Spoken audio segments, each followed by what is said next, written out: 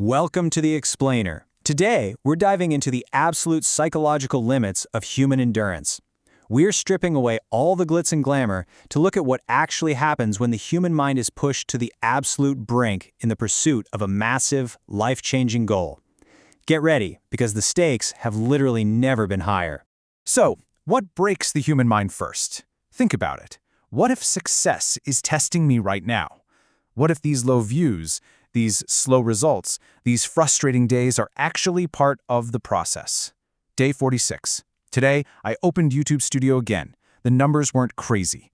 No viral video, no massive subscriber jump, just slow progress. And honestly, a few months ago that would have disappointed me.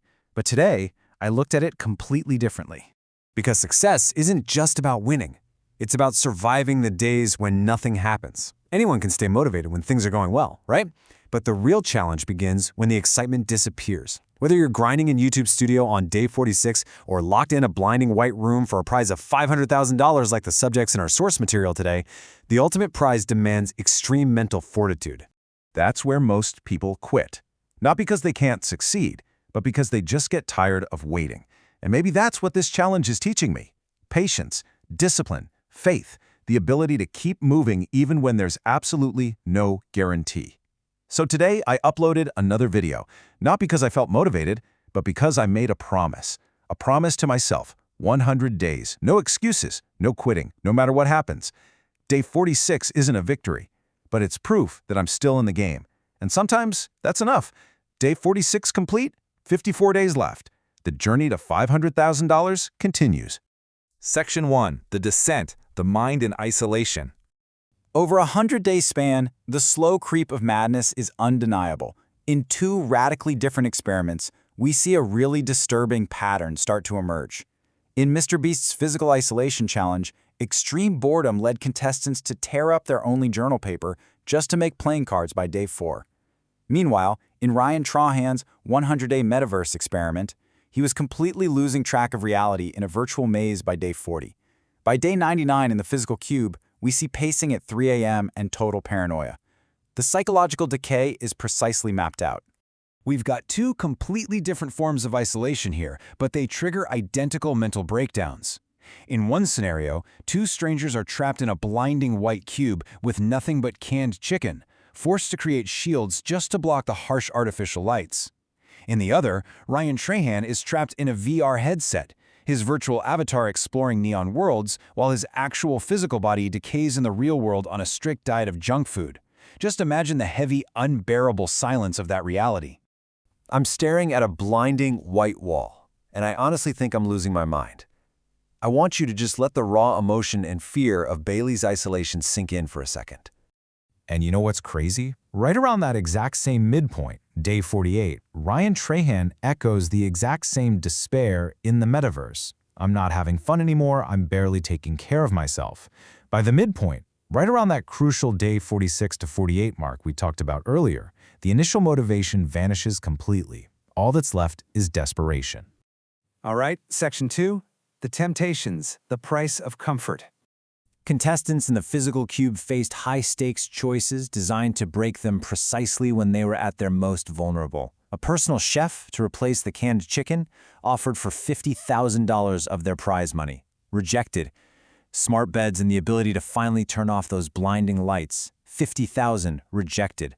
But the human element changes everything, doesn't it? A brief family visit for $20,000? Accepted. Human connection ultimately broke their strict financial discipline when physical luxury items couldn't even make a dent. But this leads us to the ultimate regret, the mystery box. Offered for $50,000. The contestants debated, played it safe, and said no. Then the box was opened. It contained their $50,000 back, plus 2 free Teslas. The result? 9 straight days of complaining, physical sickness, and deep, haunting regret. Let me ask you directly. Would you reject 2 free Teslas just to play it safe in a blinding white box? The visceral sickness of missed opportunities is a very heavy burden. And this brings us back to our core lesson. The real challenge begins when the excitement disappears. Mastering your patience and your discipline during this boring phase is literally the only way to build real wealth and achieve massive goals. Moving on to Section 3, Strategies for Survival, the real-world grind. So, how do we endure our own 100-day grinds? How do we build a $10,000 a month business without losing our minds to the isolation of the hustle? Well, financial expert Mark Tilbury outlines a system that grounds this psychological endurance test into an actionable takeaway for young creators and entrepreneurs.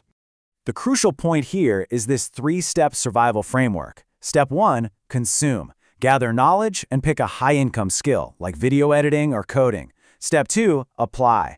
Get out there, test the skills, and crucially, allow yourself to fail. Step 3, educate. Systemize your work and teach others. It's the exact system you need to escape the traditional 9-to-5 grind and build massive wealth while protecting your sanity. Mark Zuckerberg hit the nail on the head when he said the greatest successes come from having the freedom to fail.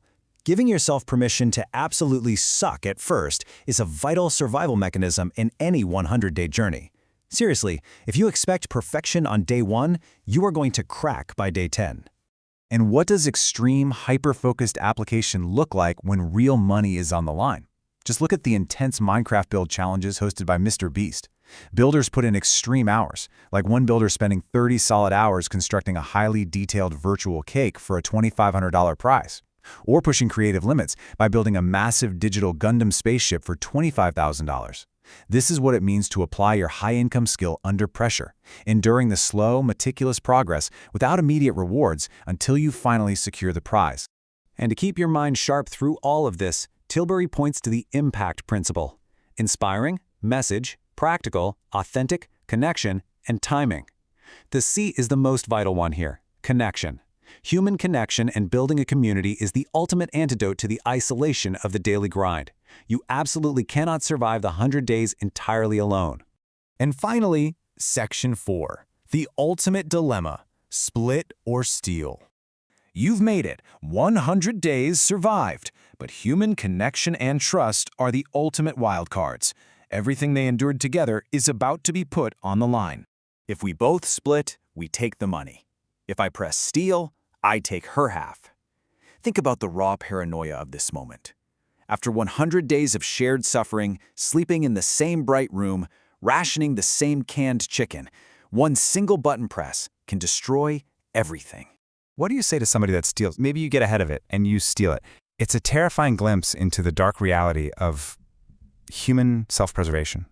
This is the ultimate prisoner's dilemma. Split. You trust your partner. You both walk away with $250,000 and your sanity intact. Versus steal. Betray the person you survived with, walk away with $500,000 for yourself. But if they press steal too, you both leave with absolutely nothing. It is a life-or-death survival decision inside a high-stakes psychological pressure cooker. So, after 100 days of isolation, madness, and enduring the daily grind, I have to ask you, be honest with yourself. Staring at that button, knowing what it takes to survive, would you steal the $500,000?